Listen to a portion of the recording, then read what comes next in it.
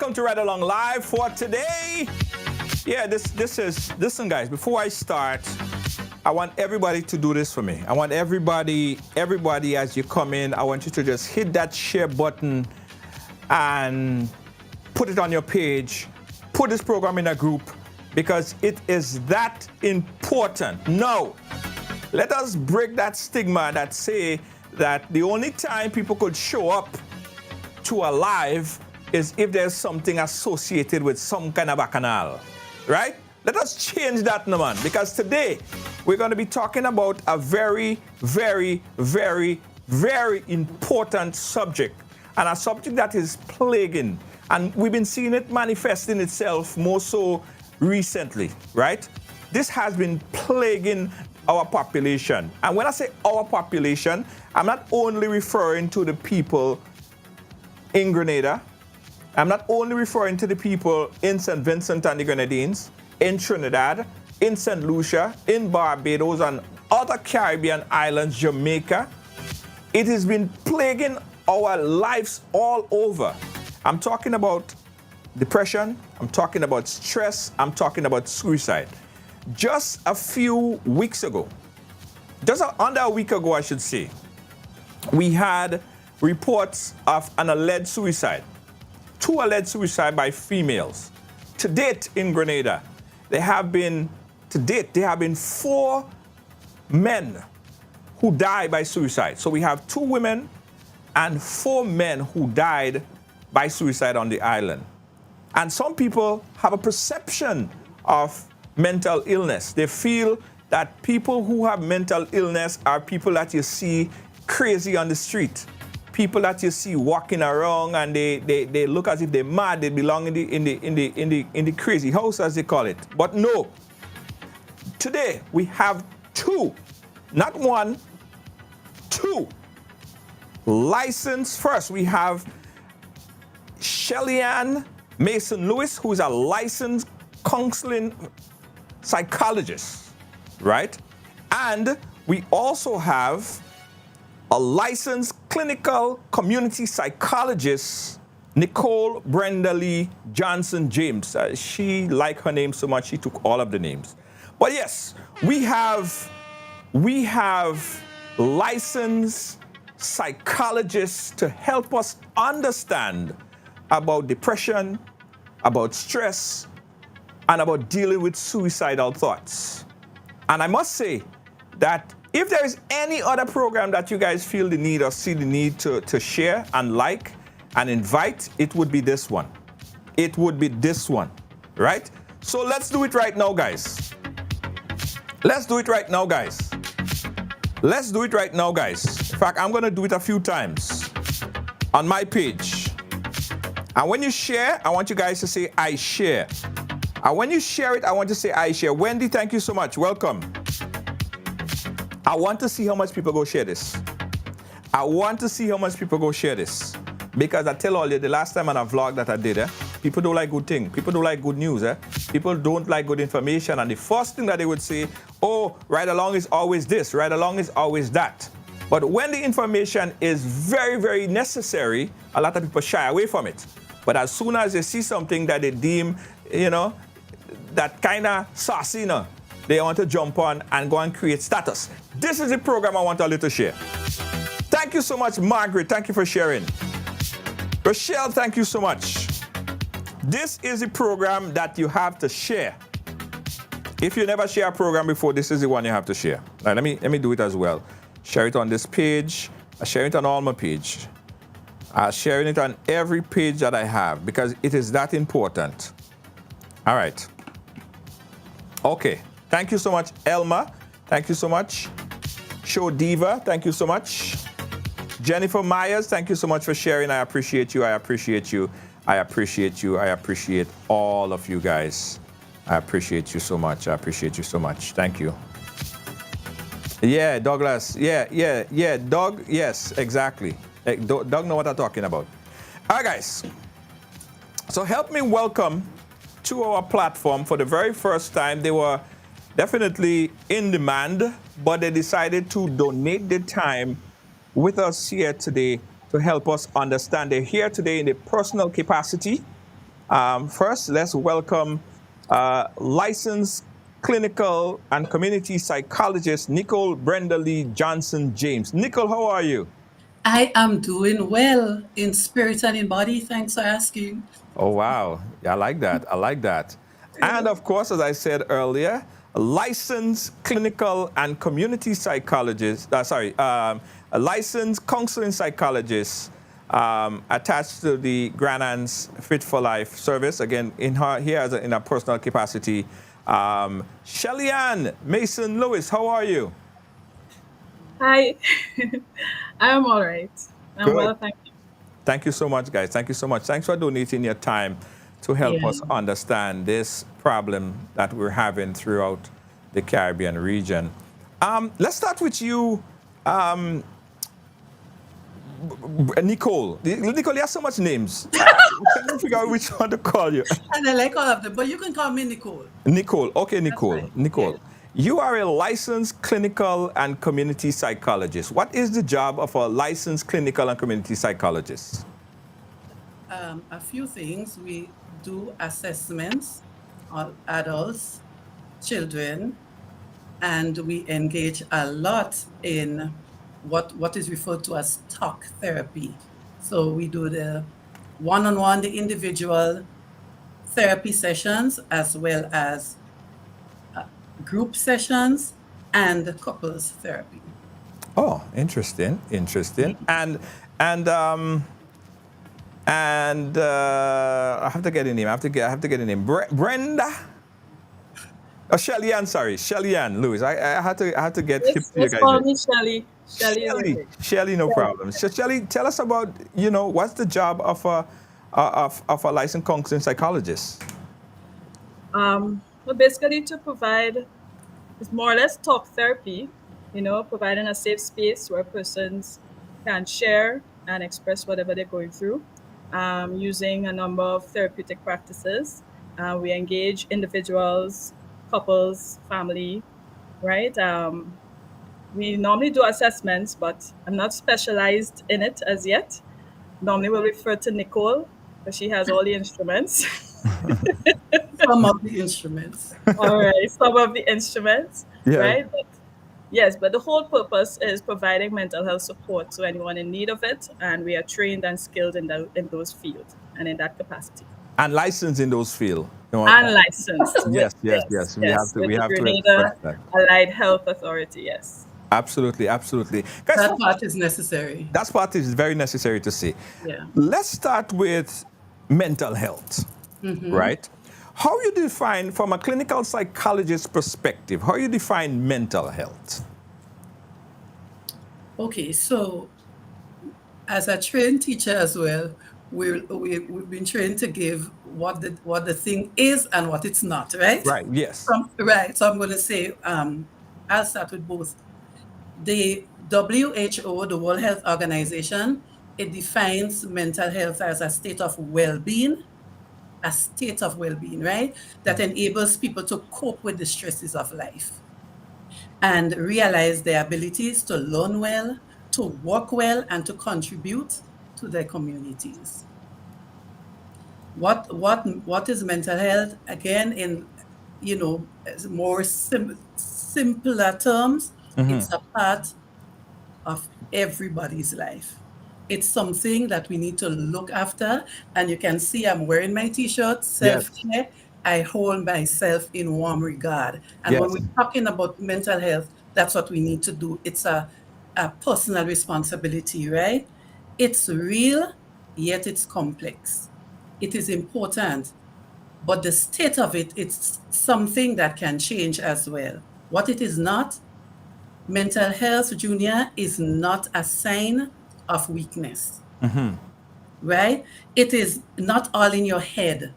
When somebody is sharing that they're having these thoughts and, oh, it's all in your head, right? And we can get into more of people's worldview about all of that, right? It's not always a negative thing. And listening audience, it's nothing to be ashamed of.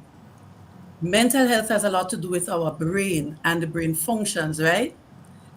Now, if you feel a sharp pain in your heart, if I feel a seed in my breast, tomorrow morning I run into the doctor, Right. right? So the brain is part of the body and it's part of the health. So whenever something is going awry and we realize I'm not functioning, my mental well-being is interfered with, it's nothing to be ashamed of, and you can reach out for help. Right. So it's Yes. safe to say that it's an illness, but you just can't see. Like if somebody get a cut on the hand, you could physically see, yeah, that person have a cut and they're bleeding. You could see it. But if somebody have suffering from some sort of mental illness, they might be looking just fine, laughing, dancing, jolly, everything, the life of the party. That's But right. they're There you go. going through it. Right. Yes. Shelly Ann, is there any specific signs in particular that someone could identify, could look at someone and say, that person might be going through some sort of mental illness? Okay. Well, there are signs. If you could permit me to I wanted to add a point to my colleague Nicole, in what she said there. In terms of mental health, additionally, mental health also focuses how you think, how you regulate your feelings, and how you behave, right? And all these three factors, how you think, how you feel, and your actions, how you behave, right? If they are not in a stable or balanced state, right, it could contribute to you having a mental illness. So it's basically how you're able to cope with the challenges of life. So if you get a difficulty, what thoughts go through your mind? What feelings start to come up within you?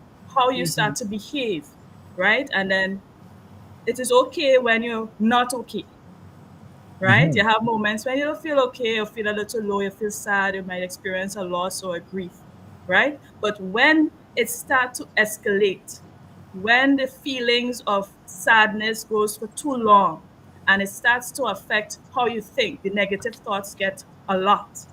Your negative feelings get a lot and more negative, and you start to behave in different ways where you start to isolate. Now I'll come into the signs. You start to isolate yourself. Your appetite is affected. It starts to affect your daily living and how you engage your family and your friends, right? You can't sleep, yes? Or you just want to stay away from everyone.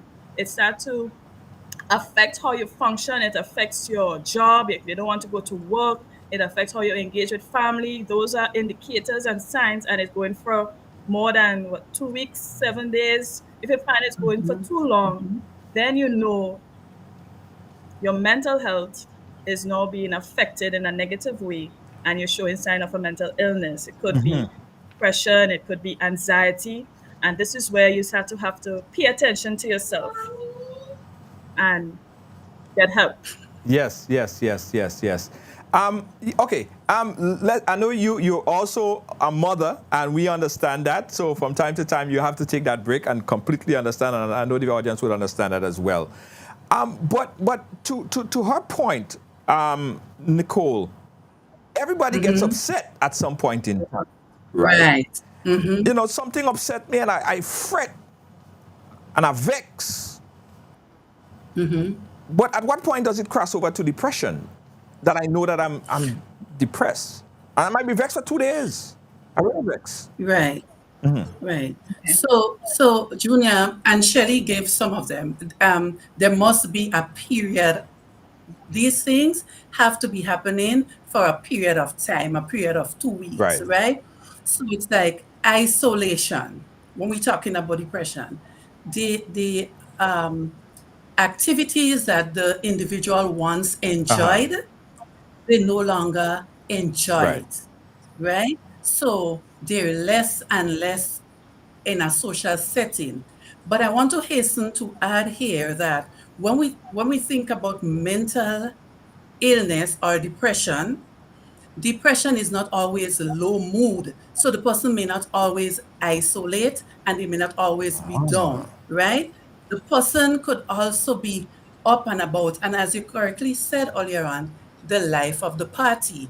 And this is why sometimes you hear people make statements like, but Lord, Friday night I saw her, Friday night she was here, or he was there, or whatever else it is, right? There are things that we need to look at. So sort of like I started to talk about going into suicide, but I guess we'll get there. Okay, so there is the loss of interest and all of the things that Shirley stated earlier on, but over a period of time, like a period of 2 weeks.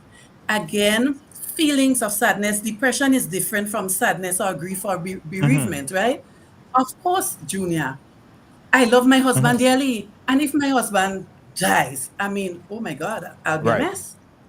That does not necessarily mean that I have depression. Uh-huh. Are you following? It means that I'm sad. I am grieving the loss of my husband. Right? So these are the things that make some of the difference in terms of, and then of course, depression, you have to be clinically diagnosed. Okay. Yes. Right? A lot of people Google symptoms and they just decide, I have this or I have that. And when we're talking mental health and mental illness, it is on a continuum, right? We start off with mild anxiety. Junior, all of us have some level of anxiety. Before we came on the show, we were a bit anxious, this, that, the other, whatever considerations. When you were trying to reach us and you maybe you weren't finding us or whatever, like, oh my God, the time is almost up. What am I going to do for the show, right? So there is normal every time. Right. So there is that measure of anxiety, but we're not dysfunctional. We can function still, right? And that measure of anxiety is healthy because it motivates us to do stuff, to take risks, to accomplish. And then the anxiety now could move from that to severe. Well, before severe, we go up to moderate, acute, and then we go up to severe anxiety, where now I'm so worried and I'm overthinking all the time and I'm anxious about everything. And if I do not get the help that I need, this could go on for a period of time, a month, 3 months, whatever it is, in that state of and worry. And then it could start to lead now to mild depression. And we start to go up to, again, the acute and the, right? So it's on a continuum, like is a ruler? Yeah. I don't know. You can use that. So we start on one end, and if it's left untreated, we end up, to all the schizophrenia and the things that people and just to quickly add to that, yes, depression also has two faces. Because when some persons think about depression, they're thinking they'll see persons dressed in black and they just low, sad, and pessimistic all the time. On the flip side of depression, like they call it high functioning depression, you could be the life of the party, happy, yes, always engaging, having fun, and so forth. But within yourself, remember, the fun side is just the face. We all have faces there. But what is happening under the face, under the surface? There's a lot of emotional pain, unresolved traumas that could be there that is bothering the person, that causes them to feel low, a lot of self-loathing, a lot of negative thoughts. But they don't want persons to see that, so they project an image as everything is together. Hence, it's important for all of us to pay attention to our loved ones and check in and give a lot of encouraging support, and don't just take what they project to you, even if it's positive energy, for granted. Still check in and see, hey, you okay? Could somebody with depression, could they self-diagnose? Like, be like, you know what? I have depression. I'm depressed. Or does someone have to diagnose them and encourage them to see a licensed clinical psychologist or counseling psychologist like yourselves? Junior, I would warn against self-diagnosing, right? This should not be encouraged at all. I mean, some people feel certain things, right? Our bodies keep the score. So I'm feeling different, and I have been feeling different. So somebody may Google something, right? And even Uncle Google would say to you, when they list the symptoms, this is just for information, but you still have to check your MD, your general practitioner, Yes. whatever.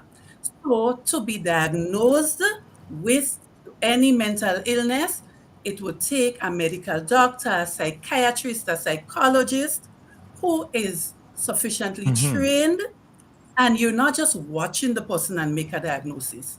There are screens that are used, there are tests that are conducted, right? And the results would show that the person's, as we would say clinically, the person's presentation, right? The symptoms, the things that they're showing up with, right? So we do not want to self-diagnose, because a downside of self-diagnosing and diagnosis period, as I like to say to my clients, we don't label people, we label jars, right? Like, your sugar jar, your Yeah. jam, Yeah. and your flour, label jars, right? Because one of the things with self-diagnosing is that you may you will, or you can misdiagnose yourself. And there you are living with the thought that I am this and I am that, but you're not. Yes. And hence is the importance of paying attention to yourself. Self-care is very important. We have to know our limitations. We have to pay attention to, wait, I realize I'm not exercising as much as I should, or I'm not eating as healthy. I find I'm feeling like I just don't feel like doing what I used to do, what I enjoy anymore.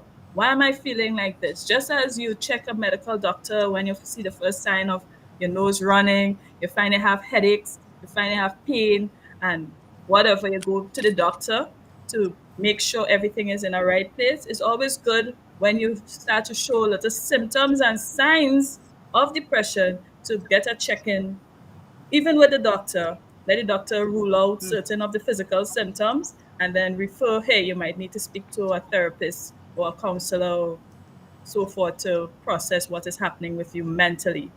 Yeah, yeah. Guys, again, we're here with two female well, of course, we have a clinical psychologist, clinical community psychologist, Nicole Brenda Lee Johnson James, and of course, clinical licensed counseling psychologist, Shelly Ann Lewis, right? And it is nice that two female doing this, licensed, and it's because I personally, if I were to be diagnosed, I would probably like to sit with a female psychologist. I just feel like I could talk to you guys more.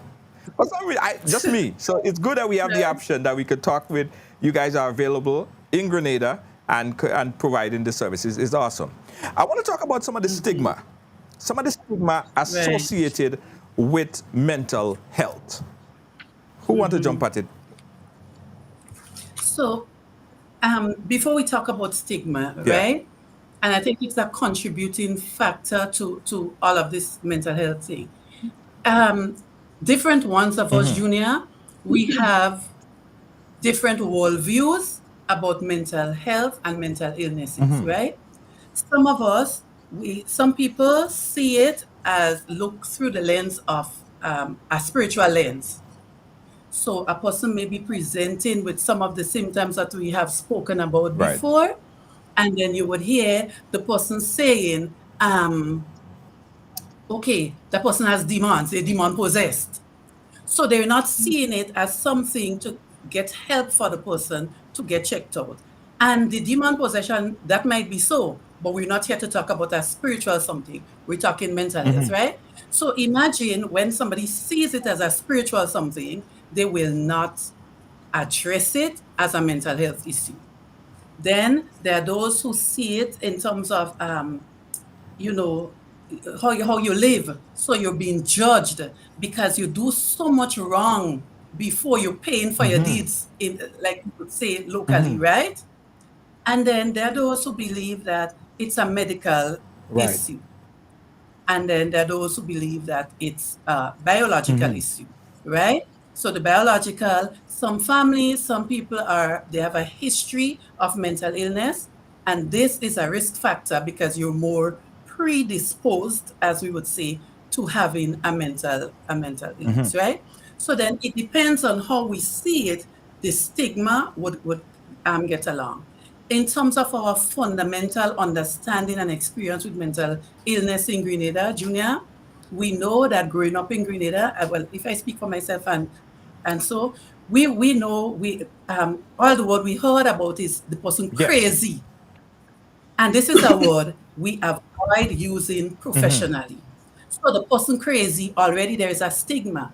And as children growing up, we would see this person now strip himself or herself, running in the streets naked, and all of these sorts of things. And in some cases, some might be violent.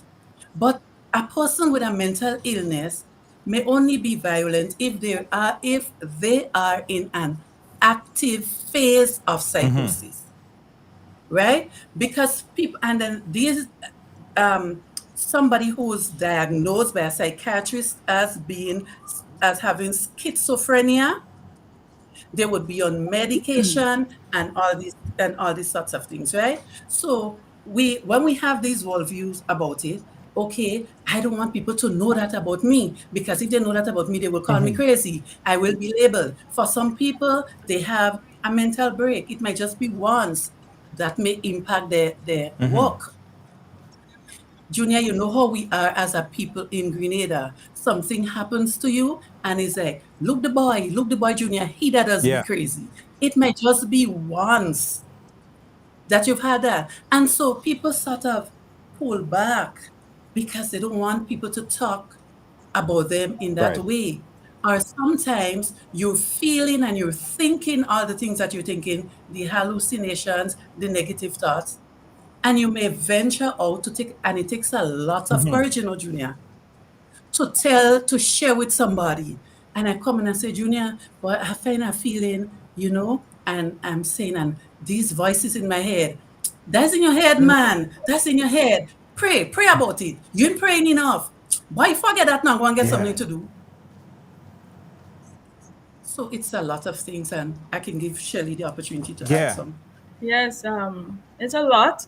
You see, people fear what they don't know, yes, or what they don't understand. So it's really good that you have this platform, Junior, where you sensitize person to be aware that, mental health concerns or mental illnesses, yes, is not the end of the individual. There is help. There is always help available to treat with whatever you're dealing with presently, right? And so raising awareness, sensitizing persons that my name is Shelly Lewis, yes, and I have anxiety.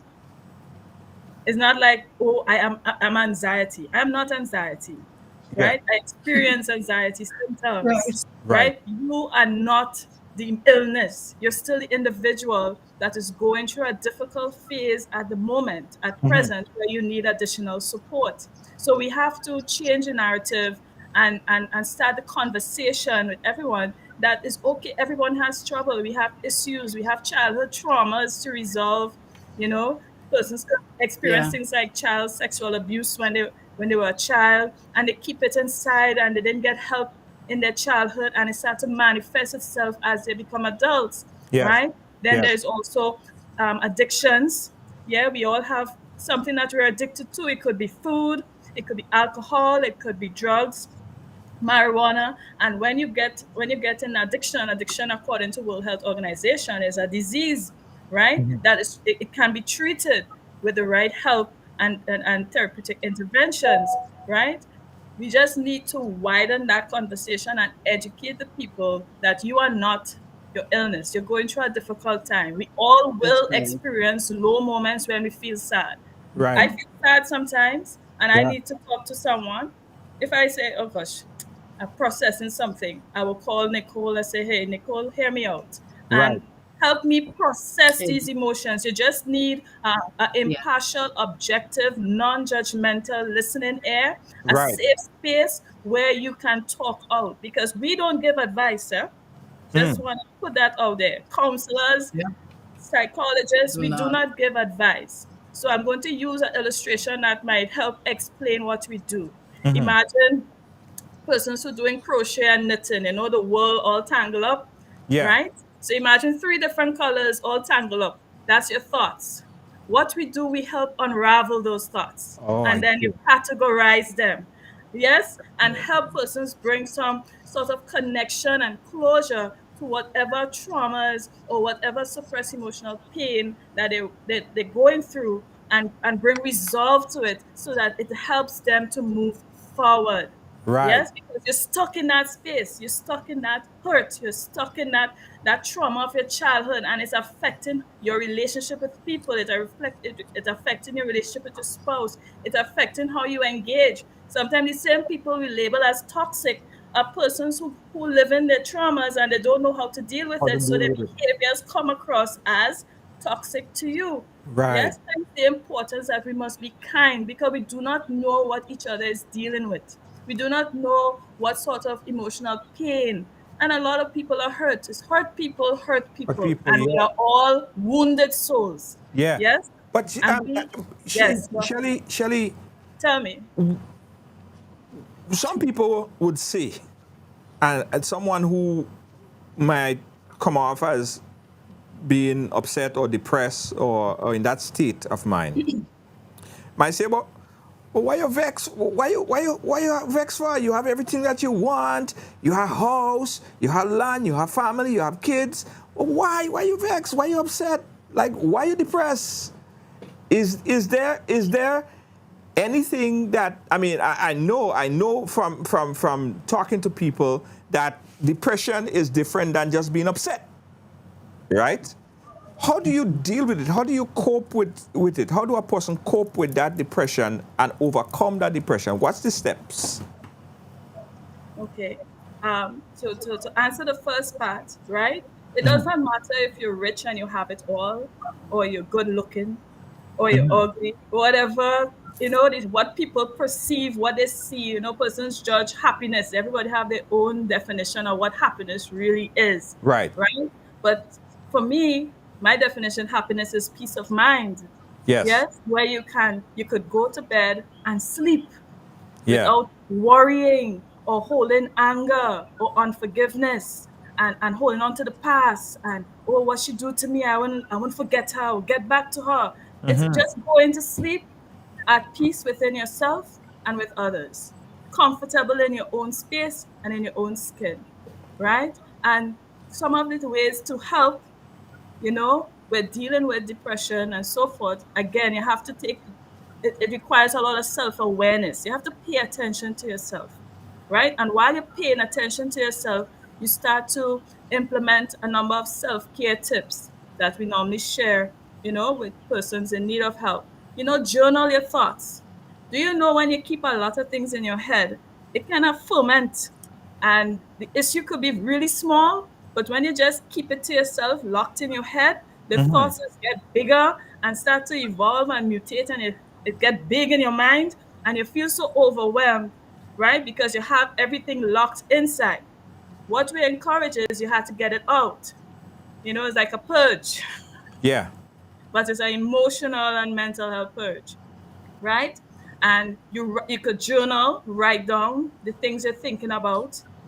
Yeah, get it all out. You can start reflecting on the things that's going right in your space and not the things that's going wrong. So you could write a gratitude journal. What am I thankful for today? I reach home Right. safe.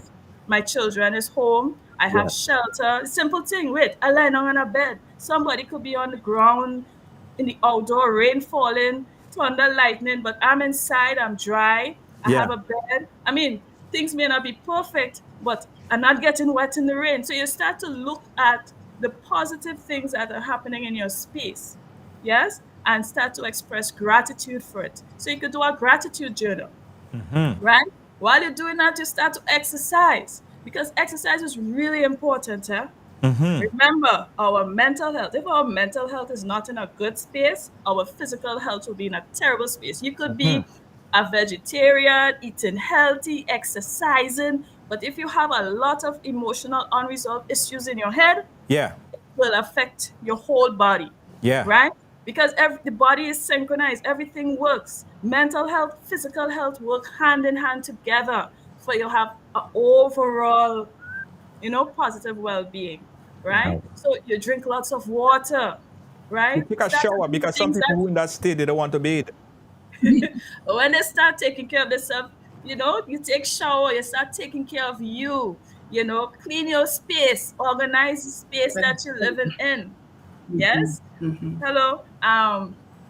Fruits, vegetables, start to eat healthier, right? Cut Ah. down on the unhealthy habits that is causing you to feel further depressed. Because even our eating habits contribute to our lifestyle. The drinking of Oh. alcohol, caffeinated beverages, these things contribute to you feeling further low within yourself, further depressed, further down. So everything, it requires a total lifestyle change, and by being intentional, note, because to break habits take time.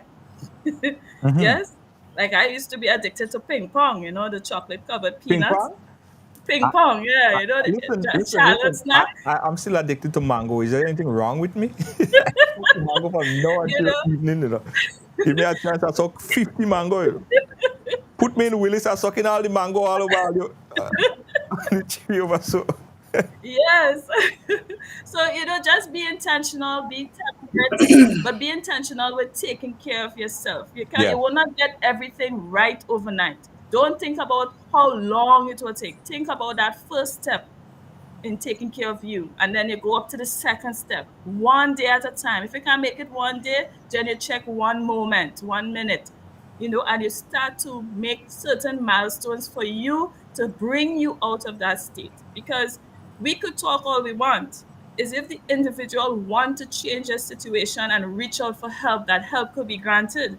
Yes, just as a barber, the Yes. barber is there. He could fix you up, but he won't go and force you and bring you in. You have to want to get that haircut. So Yes. we, persons who need help, have to want that help and reach out for help, and the help is available. Nice. Anything you want to add, Nicole?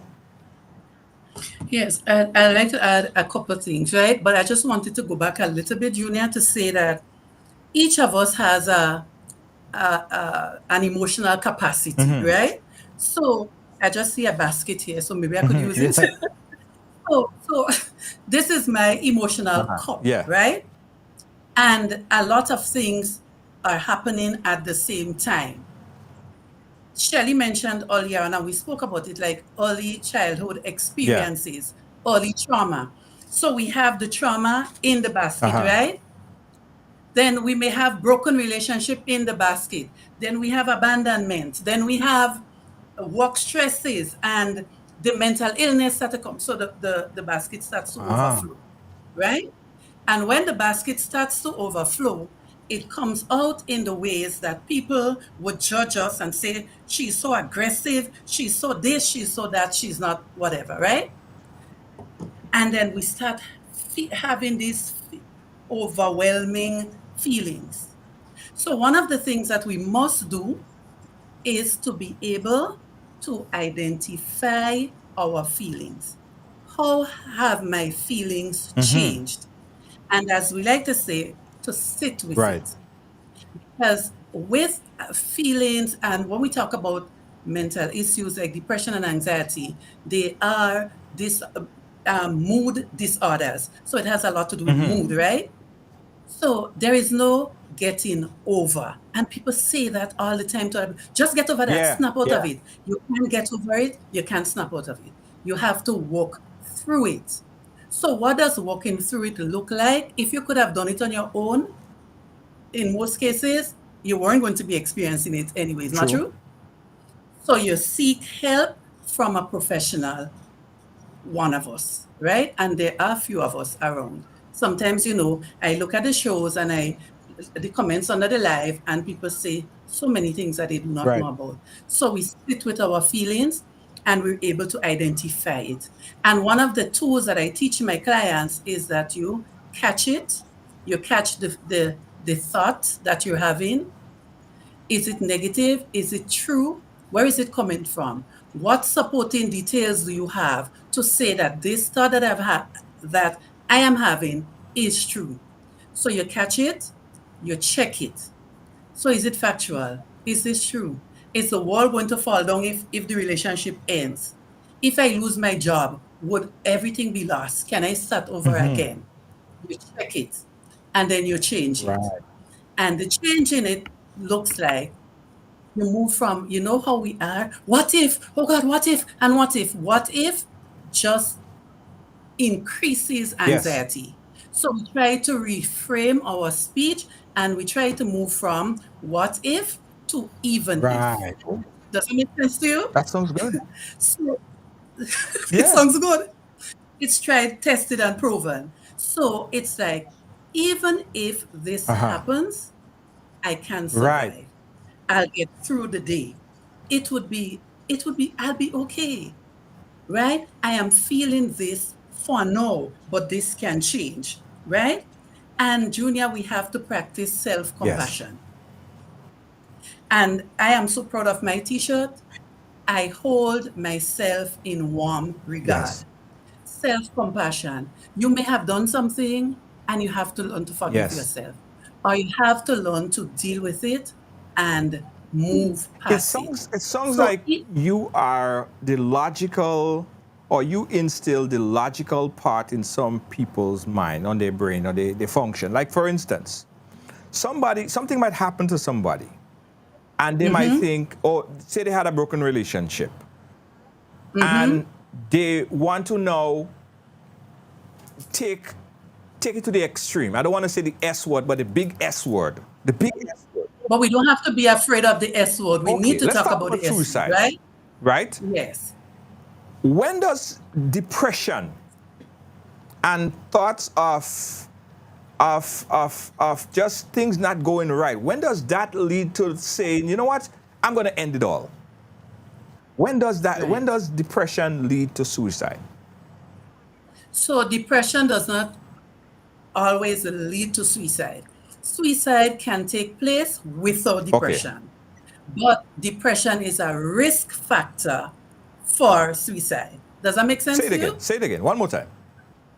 This depression does not always have to be present for suicide. Right. Right? But it is a risk factor for suicide. Right? Because you use the example of a broken relationship. Remember, suicide, as the people who die by it may think, it's like a loss of hope. It gets down to that point where people lose hope. Is like, what is there to live for again? In the case where there is depression in it, remember, it comes with a lot of thoughts and the constant bombardment of these thoughts. And sometimes people get exhausted. They have tried and they become tired. They have tried, okay? And they feel like there is no hope. I could take myself out of this. But suicide is preventable. It's a permanent solution to oftentimes outside of, when you have temporary problem, yes. Right? So if the person has, and then there are other like health issues, chronic health issues, that would be additional risk factors for suicide as well, right? So the person doesn't only, he or she is not only struggling with the thoughts and depression. So on that, again, the emotional cup, right? In addition to that, there may be an eating disorder. There may be chronic hypertension to deal with, chronic family issues. Then there may be the use of alcohol and other drugs on top of it. Okay? So all of these things, they contribute. Now, you were saying the S word, and we need to use the language. It's suicide. There is a difference in somebody having suicidal ideations or the thoughts. So it might just be whatever it is happened, and the person is thinking, this is just too much for me. I can't take this, right? It's a thought. But it doesn't go beyond the thought. Then when it comes to somebody being suicidal, no, that's where we have to become concerned. So with this being suicidal now, this person may generally have a plan and a plan as to how they're doing it and the time. And so now we have to start to look at the things that we talked about earlier.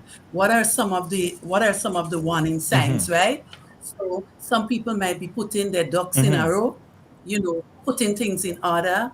Some people, we talk about a lot of it already, the isolation and things like that. And some people may say it openly. Yes. I would recall, and we on the live may be able to recall on the news some time ago, several weeks ago or something, and somebody was saying this man was telling them he's tired and he's having his last drink with them or something like that, and they just Right. stopped. Yeah. He was just saying that. So when it comes to suicide, we do not make any joke. We do not take it lightly at all. Right? So once somebody says that to you, there is no confidentiality in this situation. You alert the family member, hey, I was talking to Junior, I was talking to Shelly, and this is what he said. So maybe, and to use our local balance, throw an eye on him. Yes. Yeah. You understand Yes. what I'm saying? And that's why when people come into therapy, we always begin the therapy by asking, have you ever had thoughts of hurting yourself or dying? Right? And the person may say no. You ask a little further. If they say yes, you ask, when was the last time? How long has that been happening? Do you have a plan? And if you do, how, you understand me, how do you plan to do this? So you get a sense from them. You do a scaling on a scale of 1 to 10. Where do you think you are in terms of dying by suicide? So if the person says a 5 and 5 upwards, we know we have to do something about this. But well, I was about to say remember, but not remember. Be aware that when the person comes into therapy, you would say to them, whatever you share with me in this space remains confidential, Yes. except under the following conditions. You're harming yourself, you're planning on harming somebody else, or somebody is harming you, or there is harm, any form of harm. I cannot keep that a secret. Right. Right? I must say it to somebody else. I must get help for you. Shelly, what's your thoughts on that? The suicide and also address, Nia is saying, address the issue where people say suicide is selfish. It's a selfish act. No, it's not a selfish act. This person is in such emotional pain and they find themselves in I like to term it as a box. You find yourself in a dark box where you don't see nowhere out of the situation that you're in. Yes? And you feel lost, hopeless, helpless, the feelings of being a burden to others.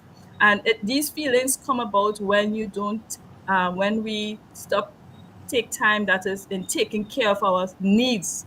That's self-care, checking in with ourselves and being intentional that we outlined earlier.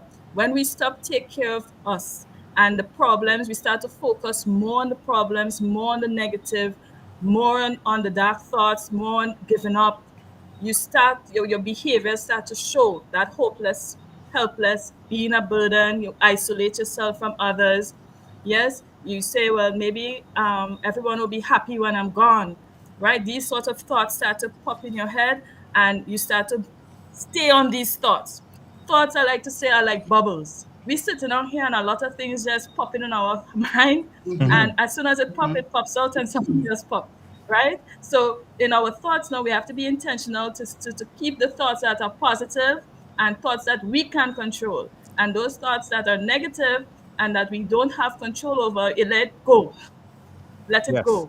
And be on the positive. But that is intentional and you can get there with a lot of help. Also, you start to behave in a risky manner, more alcohol use, driving recklessly, drug use, everything, you're giving away possessions. It's a lot, and this person is crying out for help. The person who takes their own life shows signs of crying out for help in the beginning, but we didn't pay attention. We, the loved ones, we didn't pick up on the signs because we didn't know what the signs were. Hence the reason this platform is to educate. So we need to pay attention to our loved ones.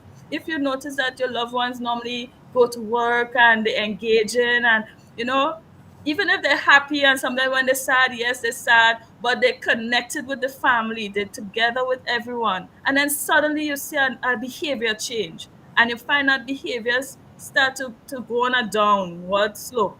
And it's persistent over a period of time. This is where we need to pay attention and check in and be there.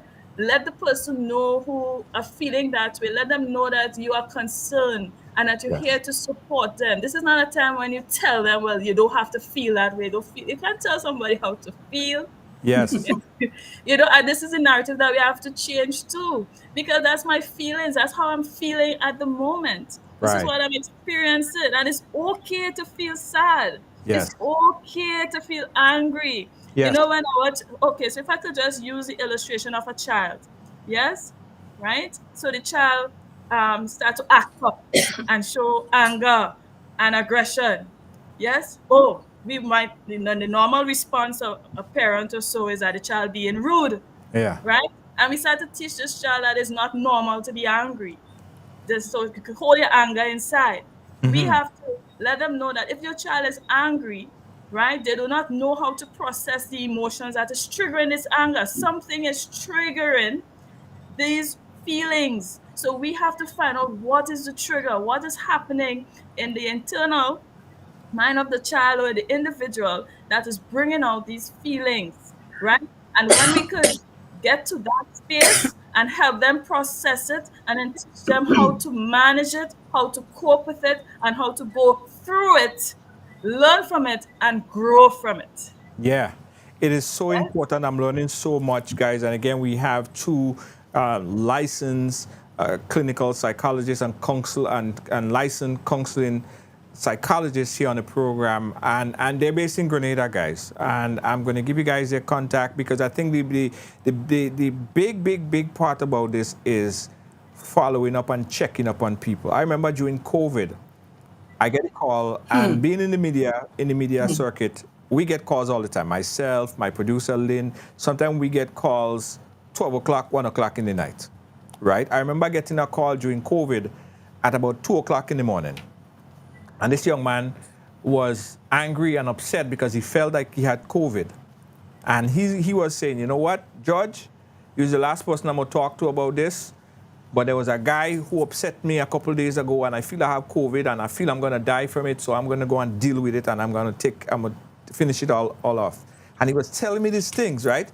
And I had to sit on the phone with this man for like about 2.5 hours, just telling him there's more to life. I found out that he had a child, a 6-year-old girl, and we was talking about his life and all he had to live for. And at the end of it, I got him to calm down. And up to this day, we follow up with the young man. We check in with the young man. And he's not the only one. We get calls all the time. So sometimes we have to be friends. We have to be our brother's keeper, right? And we have to check in. It's very, very important. Not because you feel like somebody have it all or somebody is the life of the party. Check in, make that call, because you never know, somebody might be going through something and you might be the savior that they need at this point in time. And Yes. it's Junior? important that you say that. And you also have to. Junior, Oh, can sorry. can I just Yeah. add? So I just wanted to say, based on what you just said, I just wanted to say two things. One, we try not to be afraid about asking people, listeners, about suicide. If you notice that you're seeing a difference in the behavior, asking somebody if they considering harming themselves clearly, plainly, Yeah. openly will not give them the idea of harming Okay. themselves. It might start the conversation. It may start the conversation. Okay. And the other thing that you just talk about, being our brother's keeper, I endorse this. And we shouldn't sometimes be our brother's keeper. We should be our brother's All the keeper time, all yeah. the time. However, I cannot rescue somebody who is not willing to participate in their own rescue. Yes. True. Does that make sense Yes. to you? Right. What does that look like? So Shelley may be presenting, and I'm seeing the difference in the family. If it's a family member or one of my friends, I'm seeing the isolation. I'm seeing all of the things that we spoke about earlier on, right? And I raise it. And the person may say, no, no, no, no, no. They would, shrug it off. Or I may present the person with the resources. So here is a number, here is somebody, and whatever. And when it comes to us as practitioners, we cannot do therapy with our Right. families. We can do therapy with our families. We cannot do therapy with people we have any sort And of of course, you relationship cannot with. diagnose yourself. No. And we cannot, Yeah. right? So we know something is happening. Like Shelley said, there are times Shelley would call and she'd bounce things off of me. And I need to call somebody and bounce it.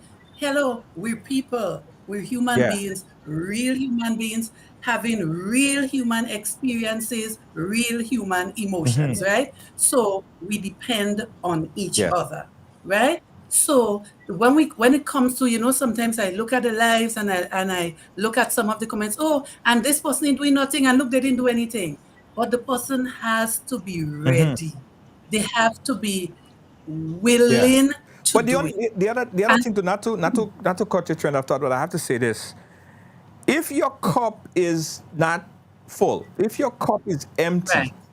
it'd be very difficult to help that person. So it's important to who you share your story with as well, because someone who is not on that wavelength may not give you the appropriate advice. So it's not everybody you could Right. talk to. Right. That's And right. if I could just jump in here, right? Because what the illustration you shared, the experience you shared, Junior, the listening, you see, listening without judgment, Yes. right? It can help reduce the shame the person may feeling about their suicidal thoughts. Sometimes you feel embarrassed, look at me. I graduate top of my class, I have this big job, and but yet I'm feeling so depressed, and everybody's saying, well, I shouldn't feel that way. So they make these type of statements that cause you to feel further shame. Right. If we have loved ones going through these things, we need to listen to understand without judgment, right? Try to Yeah. understand what led them to feel this way. So you're making statements like, "Wow, that sounds really tough." This must be really Yeah. difficult for you. You notice I'm not judging. Yeah. You're allowing the person to process through their sharing while you're listening to understand the pain or the hurt that they're going through presently. And then you encourage them to get professional help. Tell them you understand you're in pain, and then as Nicole rightly shared, you give them the options other than suicide. Who to go to. Bring You could even go with them. Sometimes you need that extra support, Yeah. Yes. right? To Yeah. go and get the help that they need, right? In addition to that, you cannot pour, as you say, from an empty cup, Yes. right? So the self care, coming back to Nicole jersey, I want a jersey too, and Nicole. So Yeah. that's Yeah. Me too. Oh, I created my t-shirt. Thank you very Don't worry. much. We could print some here. We could print some here. I think we could start something. We could start. Okay. Yes, And then yes. you'll send one for me You again. cannot pour from an empty cup, True. If True. it is that I'm in a low place, Yeah. even in the field that I'm in, if I'm in a low space, I cannot go and provide help, therapeutic help in my profession. I have to Yeah. fill my cup. My Yes. cup must be full. I must be in a space where I am calm to be able to effectively bring help to someone. Yeah. If your cup is empty, meaning that your needs, your emotional and mental health needs are unmet, right? You could cause further harm. And in our profession, do no harm. Yeah. That's why I So, take so much Yeah. vacation. That's why I take so much vacation. Everybody's like, okay, you on vacation again. The truth about it yes, is, I have to fill my cup, because when I come here or if I get a Yeah. call, I can't say, man, you see, I going through so much problems, I can't talk to you right now. I tell right. you, we have Yeah. take calls all over the night. I had to be ready. I feel like I'm always working.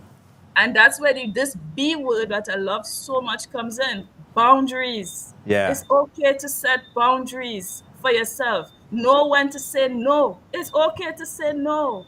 If you Right. reach the limit, okay, I cannot facilitate at this time.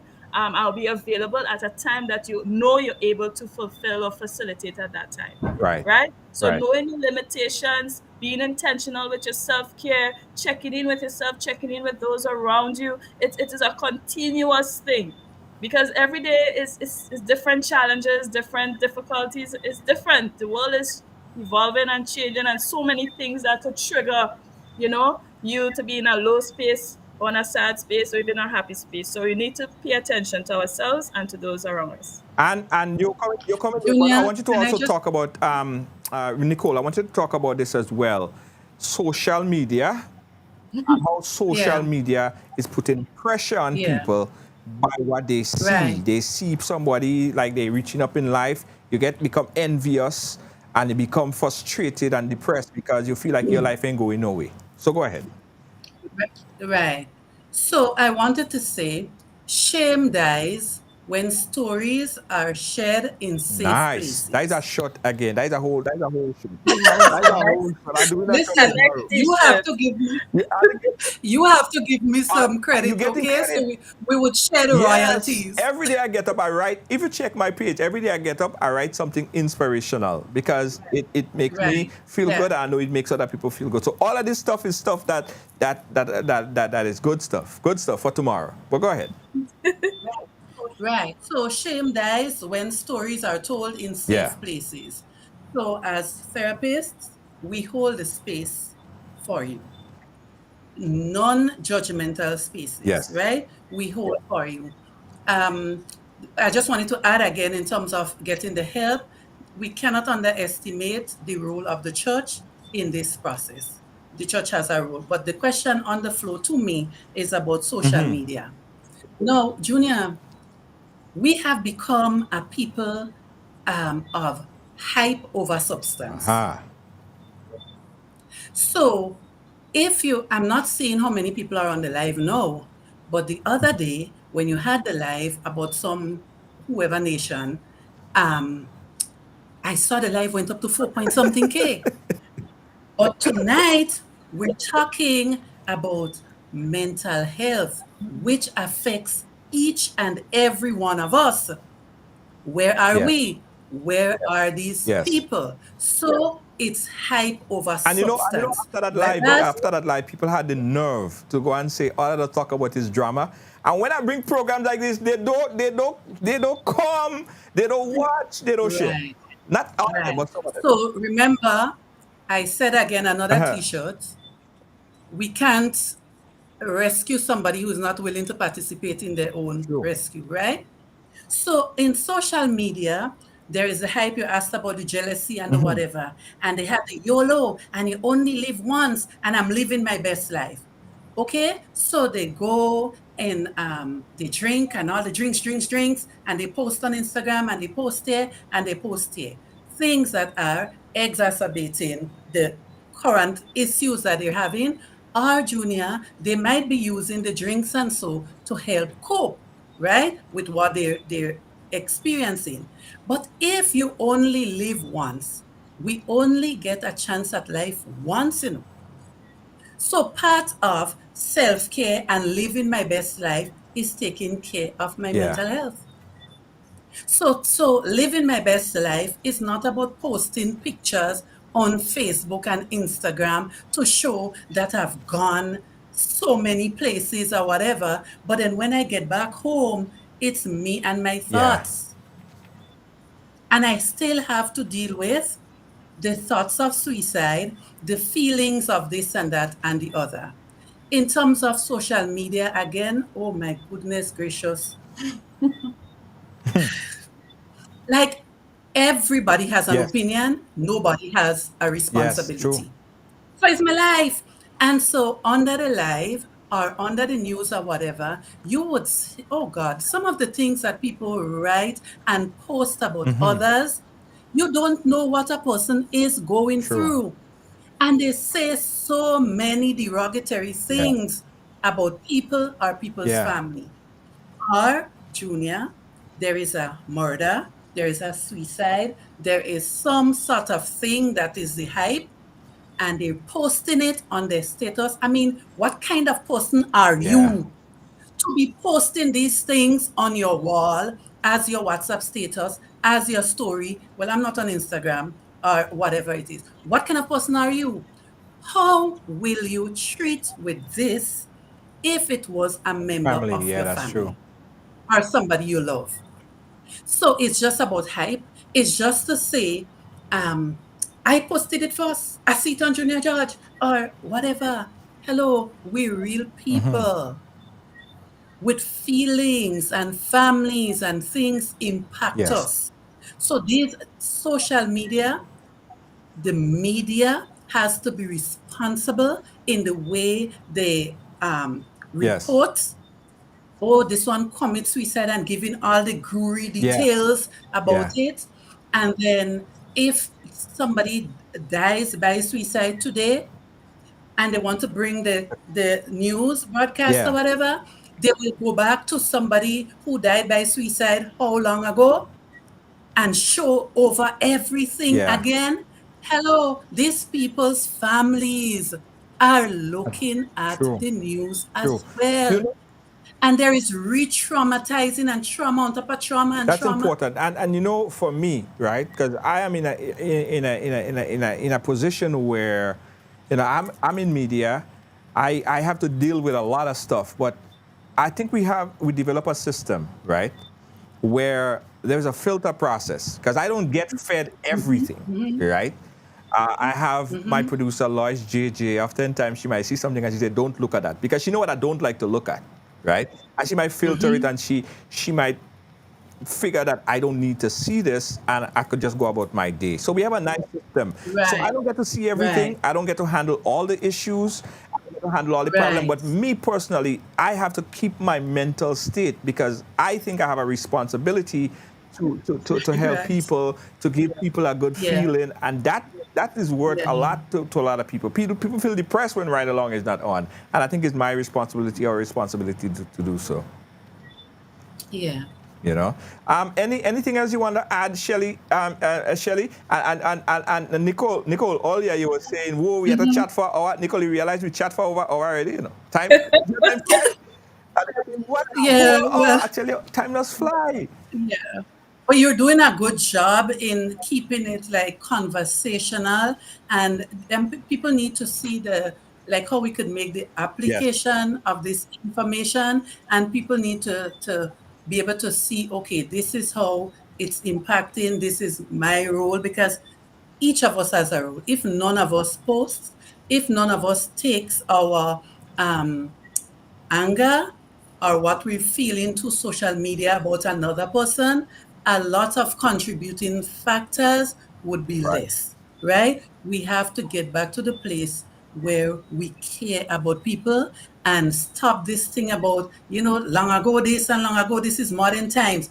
But yes, we could take the good and leave the things that are changing us as a people. We're known to be caring people. We're known to be respectful people. And we have to be able to hold the space for each Nice, other. nice, nice. Shelly, any? Hi, I'm here. Tell me.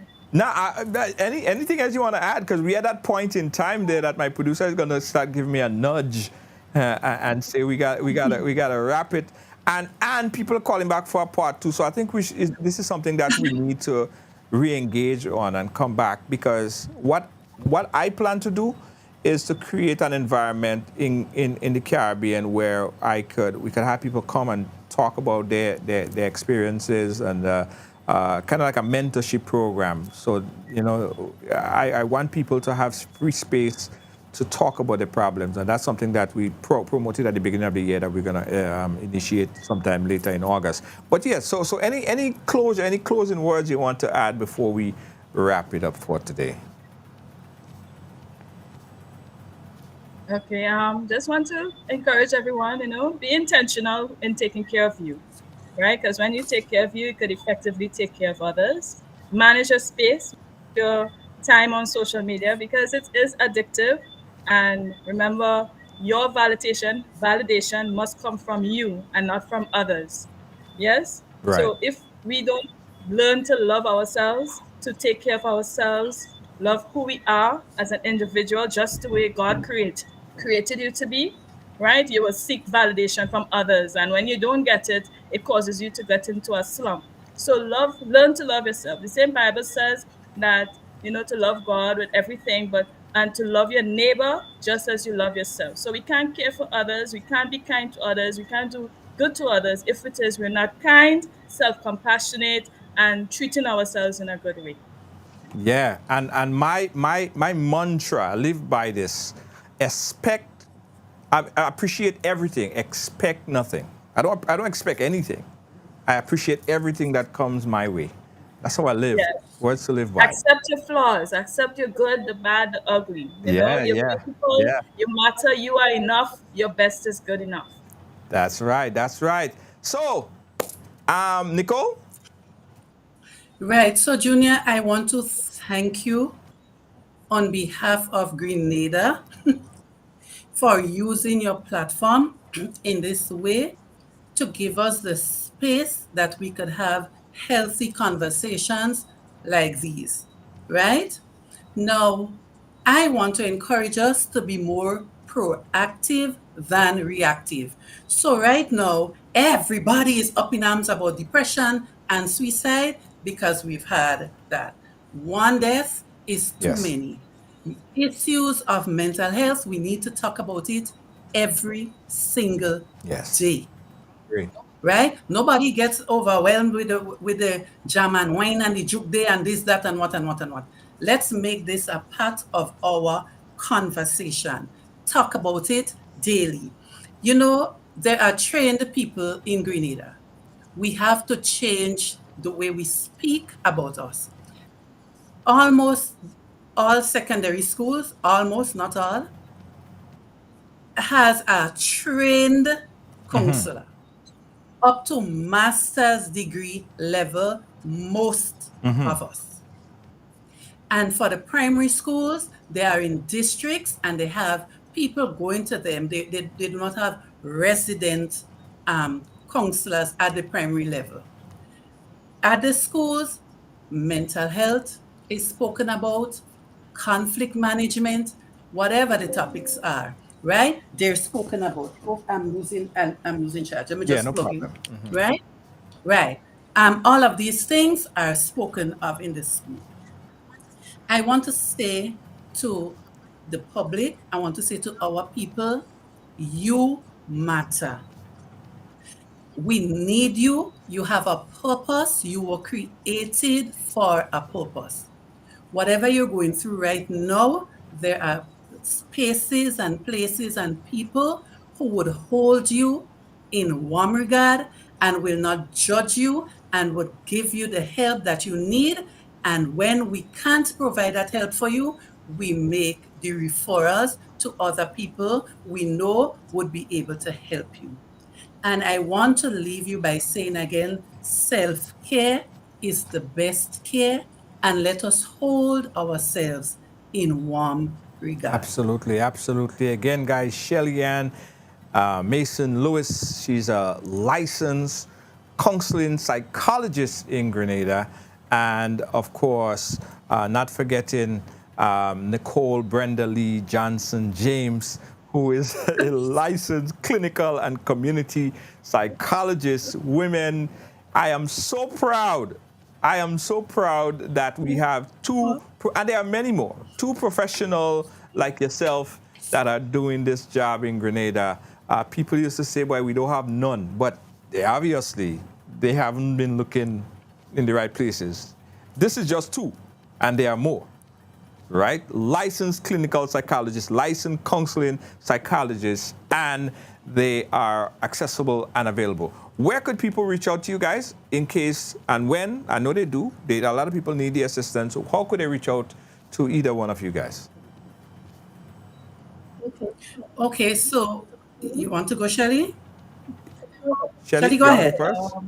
Yes, my office is based at Fit for Life Medical Center in Granance. That's opposite Excel Plaza. So it's by appointment only. So just call in. What's the number? Come in. I don't have it off my head, but Okay, I will I'll not post it give you in the details. chat. Yeah, I'll post it in Yes, the chat. On Facebook, there is a page. Mm-hmm. Fit for Life has a page that has contact information, and also I also have a page called Solace License Counseling Services on Facebook, and I'm on Instagram, Solace Grenada. So you can check. I put posted, but I'm not a media addict. Right. So just come in, make an appointment, and I'll make myself available. That is lovely. That is lovely. And Nicole? Right. So, Junior, I'm Child Community Outreach and Therapy Services, and I can be reached at 417-2648. And for appointments, right? But I'm going to send you my e-card, and you could post it on your page as Absolutely, well. absolutely. Guys, Okay? even me, right, would come and chat with you guys, because oftentimes, you know, I do feel a sense of anxiety. I know I'm all right. Well, I don't know that I'm all right. I always need to check up and make sure my mental state is all right. So I'm not claiming to be a big man. I don't need the services. I absolutely do, and I encourage people to do the same as well. They're never too big, and you want to keep your mental state in check. Thank you, ladies. I appreciate you. Licensed clinical psychologist and licensed counseling psychologist in Grenada. I'm going to post all the information. We'll keep in touch, ladies. Really, really proud of you guys. Thanks again. Thank you, Junior. Thank you. And be safe. Hold yourself in warm regard. Thank you. Hold Thank you. yourself in warm regard. Yeah, I like that. I like that. I like that. Guys, you see what I'm talking about? You see what I'm talking about, right? And I want all it to be ammunition for me now. I want all it to be ammunition for me. Guys, we do fundraisers. We do programs like this. We do immigration stuff, right? And some people have the nerve of telling you that is what does annoy me the most, you know. That is what does really fret me. I mean, I don't get anxiety over it. I don't get depressed over it, but it upsets me. People need to take in this type of information and not run to social media and jump and say what they don't know. This type of program is the program that people have to pay attention to, not the bacchanal all you like so much. Not all you know. I ain't talking about all you. I'm talking about them. I go watch it after, glimpse at it after. All you like too much bacchanal. Yeah, man. Lynn, don't worry. I ain't getting depressed over it. But they like too much bacchanal. They like too much bacchanal. Gotta take a quick commercial break. Before I get anxiety if my sponsors drop me. I don't want my sponsors to drop me. I don't want to get anxiety over it. Let's take a quick break, guys. We'll be right back. What do you know? The NLA is giving you an additional chance at winning in its Crazy Cash Second Chance Parish Giveaway. Yes! Starting June 10th, enter your non-winning Daily Cash 4, Daily Pick 3, or Playway tickets valued at $12 or more in a single purchase for a chance to win over $25,000 in cash. Be sure to write your name, address, and contact info on your entries before dropping them in the NLA branded box at your favorite authorized agent. Draws will be conducted every Friday starting June 23rd to July 21st, 2023 for every parish. That's a total of 105 draws of $250 each. Promotion ends July 14th, 2023. Must be 18 or older to participate. Other terms and conditions apply. NLA, making your dreams come true. Yes, Grenada, get ready for the event of the year. The Technology and Innovation Expo 2023 is coming to the Trade Center, Monroe St. George, on Friday, 4th August. Immerse yourself in a world of limitless possibilities where technology and innovation collide. Join us as we bring together the brightest minds and groundbreaking inventions under one roof. You'll experience firsthand the advancements that are shaping our world, from innovative products and services to artificial intelligence and virtual reality. This event would be the hub of transformative ideas, emerging trends, and platforms for startups, to the showcasing of innovations, forging partnerships, and unlocking new opportunities. Save the date, Friday, 4th August 2023 at the Trade Center, Monroe St. George. Don't miss out on this opportunity to witness the future come to life. The Technology and Innovation Expo 2023. Call us on 456 437-1568 or email CaribbeanCodingAcademy@gmail.com to secure your spot. See you at the expo. Yeah. Guys, Ride Along Live is brought to you by Amazing Colors. Play Monday Night Mass with Amazing Colors. Because why? It is so amazing. Move, real, mud, bud. It goes like that. I play no wicked job. I play no wicked job. I play no wicked job. They go off to say I'm mad. I play no wicked job. I play no wicked job. I play no wicked job. They go off to say I'm all your come, all your jump, all your wave, all your.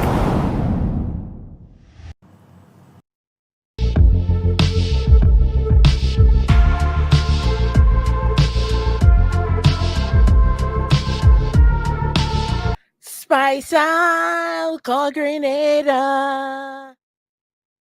Join us every Sunday at 7 p.m. Grenadian time for our weekly educational program on Grenada's history, heritage, and culture. Stream live on our Facebook page and YouTube channel, Island Learning Grenada.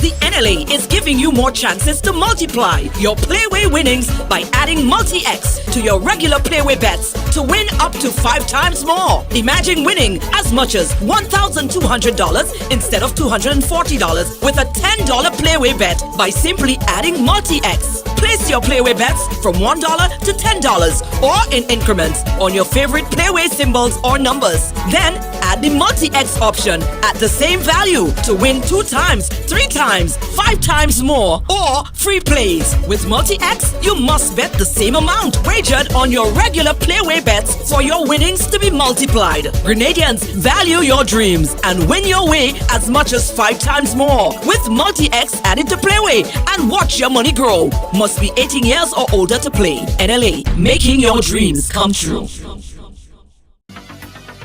Ride Along Live is brought to you by the CSEC.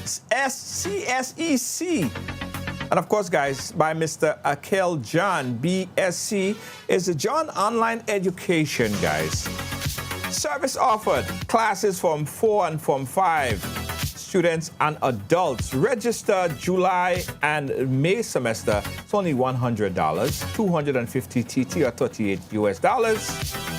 Contact 473-425-2132. That's on WhatsApp, or 473-404-9836 by cell, or online at johnslineedu.com. More information, guys, you could call on WhatsApp. Classes from 4 and from 5, students and adults. Live, fun, attractive, and interactive classes. It's a custom CSEC syllabus. Check them out today. Also, guys, Ride Along Live is brought to you by the new political party, new political organization. It's the CHGCP. In God We Trust. They say for the people, by the people, guys. And they just did a really nice food drive to send food back to Grenada. So big up to the CHGCP. Change hope for Grenada, Carriacou, and Petit Martinique.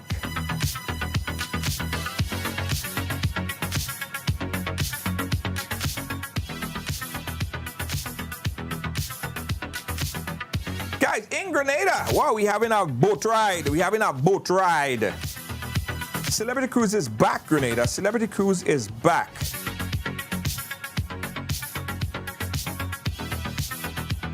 Celebrity Cruise is back. It's Carnival Sunday, Spice Mass Edition. It's the sexy edition. It's Sunday, August 13th, aboard the Empress. Brand new ship, the Empress. Get your tickets right now at celebritycruise.eventbrite.com. That's celebritycruise.eventbrite.com. Hey, big up to Kem Jones having a big appreciation party, big appreciation carnival edition.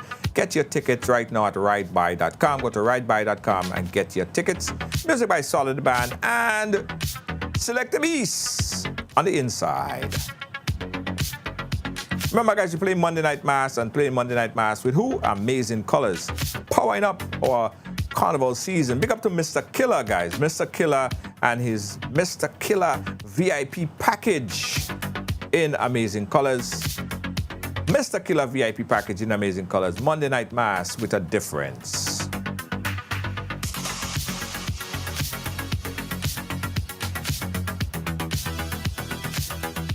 This is Ride Along Live on behalf of all of our production team here at Ride Along Live. Lois JJ, our senior executive producer, and the whole team moderating team, we say good night, ciao, catch you guys again tomorrow.